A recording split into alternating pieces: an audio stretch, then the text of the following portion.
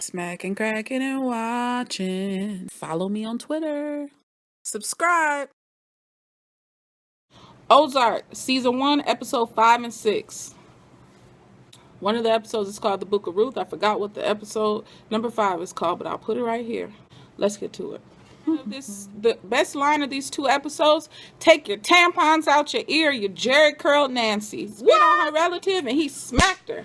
Not just smacked her, my bad. He didn't just smack her, he backhanded her. Wow! The abuse in this show does not really the feelings and the intentions of smacking, cracking, and watching. I do not promote abuse. However, when it's on television, it's so good. Welcome to the Ozarks, the Florida of the Midwest. Episode 5, the strip club is profitable. Ash is putting the product for Jacob in the hymnals. Wow, genius. Russ and the agent are passionate. Didn't see that coming. The preacher has to be on water versus land. We got water versus land. Why? This is why Jacob is coming in. If that preacher steps onto land, his whole deal is not going to happen because of the patrol of the police. He's going to get caught up. It's about the transition to land and Bird backing the preacher. Your award goes to Ash for going all through the Bird residence, and he almost got his head blown off like a freaking watermelon when young Jonah had the gun. Let me tell you, the fact that this little boy, they're saying that he's a little too crazy. They're saying that he's got the potential to do some mad things. I feel like his potential is to protect his family. He's going to end up shooting somebody's face straight off. It's going to look like a busted cantaloupe.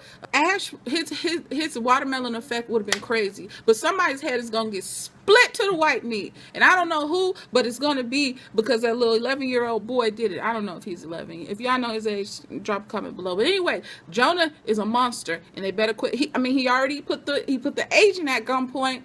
He was about to get him, but his dad honked the horn.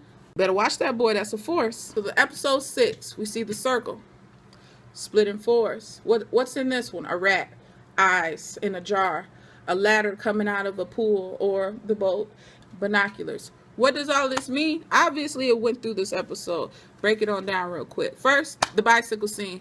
Finally felt like, yay, Marty's happy. He's enjoying life. He's getting all these deals. He's riding his bike like Debo, a happy Debo, down the street. La, la, la, Pee Wee Herman, la, la, la, la. You know, all these great people from TV movies that's been on a bike. Marty can join it, right? E.T. He's so happy. La, la, la, la. Oh, Silverado's behind. Why is it so?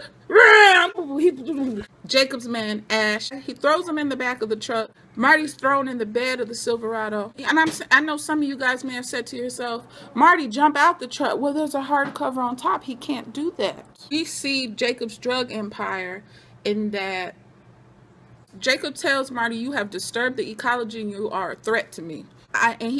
Jacob says, I need the preacher on the water. Now Marty knows why. My thing is, why even touch Martin if you know he has to report to the cartel? If you know his employer, his boss, is someone way bigger and powerful than you, and you know you can't touch him, so why even play the game? Only a matter of time before Jacob does something, oversteps, does something stupid. Probably gonna be Ash to do something stupid, or Darlene is her name. Well, she's dope, right? Cartel comes to town. I already feel like the cartel was in town because when she was at the grocery store, food value or whatnot, and she was getting tailed. I don't know. Who is Ruth's father, and what did he do? What's his deal? Why is he such a weirdo? Wendy finally realizes, guys, what's important. It took 3 things for Wendy to realize what's important in her life. Seeing Marty's bicycle trashed on the side of the road. 2, when she went in that house to grab that shotgun, she realized how much she loved her husband, even though she cheated on the little dirty rat. Number 3, when she cleaned his wound, you could tell, I want my family back. I messed up. She didn't say it, but her actions spoke louder. Ruth, we see Ruth's glow up, her transformation.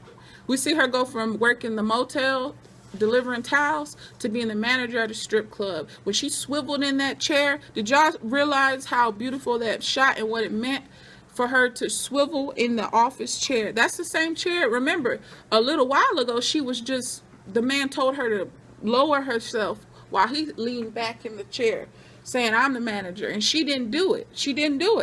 She said, I'll figure this out another way. She figured it out. Now she's swiveling in his chair, but instead of her lowering people down to get what she wants, she's getting what she wants in another way. Instead of getting dome, she's getting something put in her dome. You know, she's learning. Ruth's dad called Martin a numbskull. Wow. And said that she needs to understand nature and what nature intended. So what does she do? She goes get the animal. She puts the little rat down. So now we see one section of this. The rat has to do with Ruth. Seeing Russ in camel draws with that man, because he's pillow talking. He's pillow talking at this point. He's telling he's telling his business. He's getting played, and once Russ finds out that this dude is playing him, not going to be good. So Marty's in the garage. We see the eyeballs in the mason jar. What is Mr. D's background? What is Mr. D's background? He said he killed Jimmy Hoffa when he was talking to Wendy, and then he giggled about it. Did he? I don't know. Ruth feels she's came up with the perfect plan as far regarding this rat that's in there. She thinks on her boat, giving him a ride home, and he's going to get out, he's going to be wet, he's going to touch the ladder to get off, electrocuted. That's what she thinks. She does a test run of electrocution with a rat. Gone, dead. Like I said, Russ is pillow talking with his boo. Not a good thing. Charlotte has her first time with this guy who she thinks is going to be there forever. They're not going to be there forever. They're vacationing. They hit it and quit it. They come for a minute. They arrive for a while. They arrive, stay for a while, then they go back home. This is a vacation spot. This is a run through, and that's what they're doing. He ran through you and he left. But you had your first time on this little party boat, and to make it worse, the song that will forever be your song is Black Beatles. So every time you hear that girl is a real that's what you Ruth's whole plan went south because she got tone. She was so focused. She was tone deaf. She had tunnel vision. He got out. His feet were wet. We see the whole build up as they're swaying to get into that little parking dock or whatnot on a boat. I don't know. I've never been on a speedboat. He got out. He says thankful. He's proud of her. And I'm just like, you should feel like crap, girl. He's took you from nothing to something. The agent has the binoculars. He's watching. He switched everything to make sure that Marty, I thought that was pretty dope, because it's like you hate him so much, but you want to be the one to get him, and if he dies, the whole plan is ruined. So he's willing to sacrifice his body for the greater good of his case. Isn't that horrible? Where is his agent ex-boyfriend at is my question. Because once agent ex-boyfriend finds out about Russ, the game changer. Jonah with the gun right at the agent. What you doing here? He didn't say nothing. They better watch that little killer, because he's turning into something outstanding. Wendy and Martin in front of that bed. Can we talk about Wendy and Martin hug? They say, we're going to make it. If it was a kiss, it was a peck. It was a kiss. Engaging in each other's eyes.